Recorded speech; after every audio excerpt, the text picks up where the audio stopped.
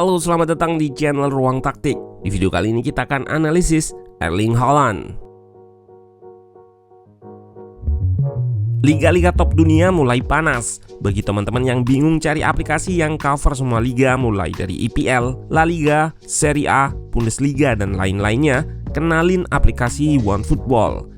Semua berita, klasemen, skor, bahkan highlight ada di sini. Nggak perlu ubek-ubek banyak aplikasi lagi. Cukup satu saja yang gratis dan legal, OneFootball. Haaland yang dibeli Manchester City dari Borussia Dortmund dengan harga 60 juta pound sterling memunculkan banyak pertanyaan.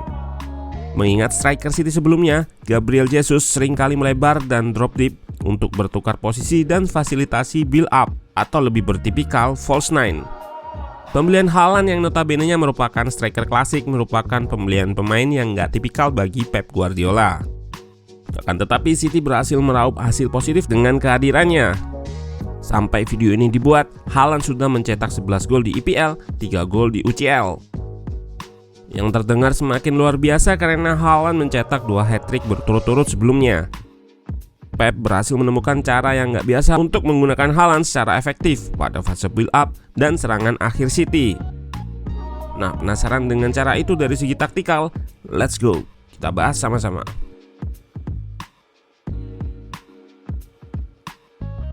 Pertama, kita coba lihat gaya permainan Manchester City ketika menyerang. Pada musim ini Pep menggunakan formasi 4-3-3. Bangun serangan dilakukan secara konstruktif dengan triangle pass atau segitiga antar pemain guna mengeliminasi press lawan. Dengan membentuk segitiga ini, opsi umpan akan selalu terbuka. Untuk melakukan progresi, City juga mengandalkan pemain depan yang menjadi opsi vertikal atau ke depan. Seringnya pemain depan akan drop atau turun meminta bola. Ketika fase kreasi, City sering melakukan umpan dari half space, baik diagonal menyisir maupun crossing.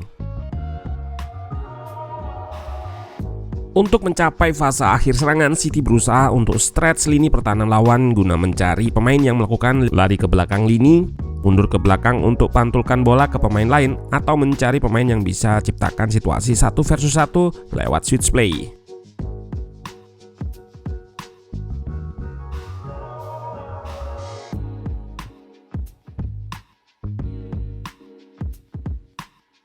Haaland memiliki kemampuan mengikat atau magnet bagi penjaganya yang bisa lebih dari 1 orang dan buka ruang untuk rekannya. Tentu saja hal ini nggak lepas dari kemampuan Haaland sebagai striker klasik yang jika nggak dijaga akan eksploitasi gap dari lini pertahanan lawan. Alhasil pemain yang marking dia harus memberikan perhatian ekstra padanya, entah dengan menempelnya secara ketat maupun mengepungnya dengan mengeluarkan pemain tambahan.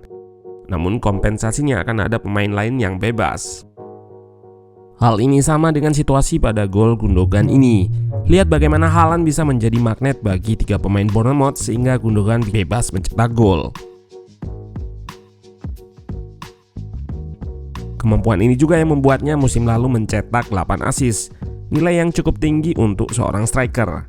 Hal ini bukan lantaran kemampuan umpan-umpan terobosan atau crossingnya yang wah seperti Kevin De Bruyne, namun lebih karena kemampuannya menarik bek lawan lalu memberikan ruang serta umpan mudah seperti pada gol Gundogan tadi.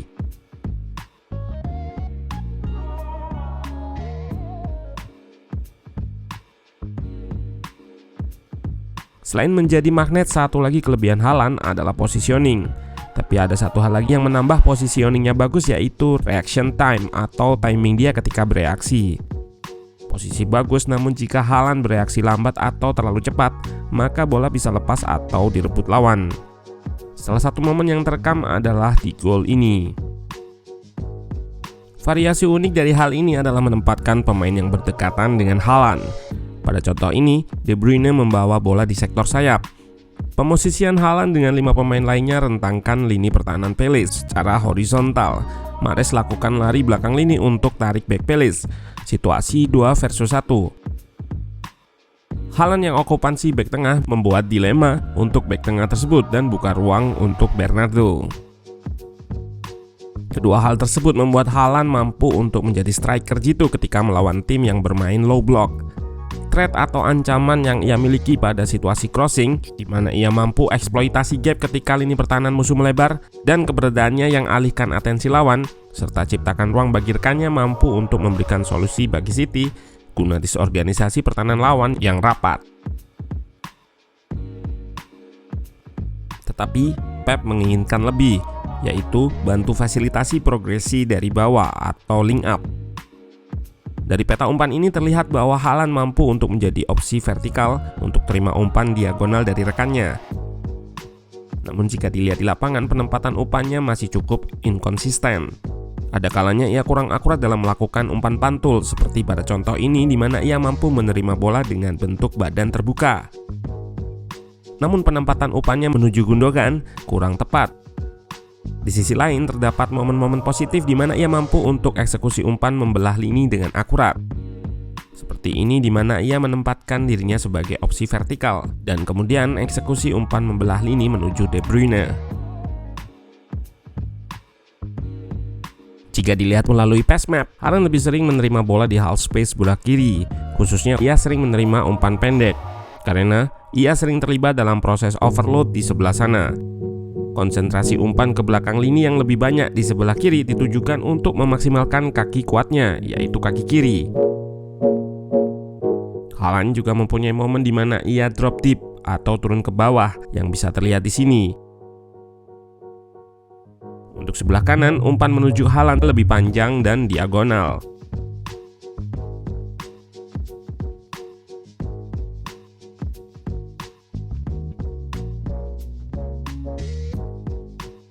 Haaland merupakan pemain yang terbilang melakukan pressing di final third. Meski tidak terlalu sering, frekuensi pressing Haaland di middle third and defensive third ini terbilang sangat jarang. 93% pemain melakukan press lebih banyak per 90 menit. Hal ini nggak mengimplikasikan bahwa Haaland merupakan pemain yang kurang memberikan kontribusi pada fase bertahan, melainkan lebih ke arah keterbatasan Haaland dalam melakukan press secara variatif, karena postur badan dan panjang kakinya menyebabkan ia nggak mampu berganti arah dengan drastis. Sebagai contoh, Haaland mampu melakukan pressing satu arah menuju Doucouré. Akan tetapi pada momen lain, Haaland yang sebelumnya menciptakan situasi 4-3 dengan harus press ketika Newcastle melakukan sirkulasi ke belakang. Setelah itu, karena Haaland sulit berganti arah dengan cepat, De Bruyne melakukan kompensasi dengan press back tengah sisi kiri dari Newcastle. Jadi bisa disimpulkan bahwa evolusi striker klasik di masa modern adalah dengan mengintegrasikan kekuatan mereka, baik dengan maupun tanpa bola. City yang notabene merupakan tim yang bangun serangan dengan konstruktif atau lini demi lini, memaksimalkan kemampuan Haaland dengan menginstruksikannya untuk drop deep serta okupansi lini pertahanan lawan untuk memancing press dan buat City bisa switch play ke arah sebaliknya. Dalam fase finishing, Haaland mampu untuk mengerahkan kemampuan striker klasik yang sudah dijelaskan di atas. Lalu Haaland juga tetap melakukan pressing, meskipun nggak sempurna dan City mampu mengkompensasi terhadap kekurangannya.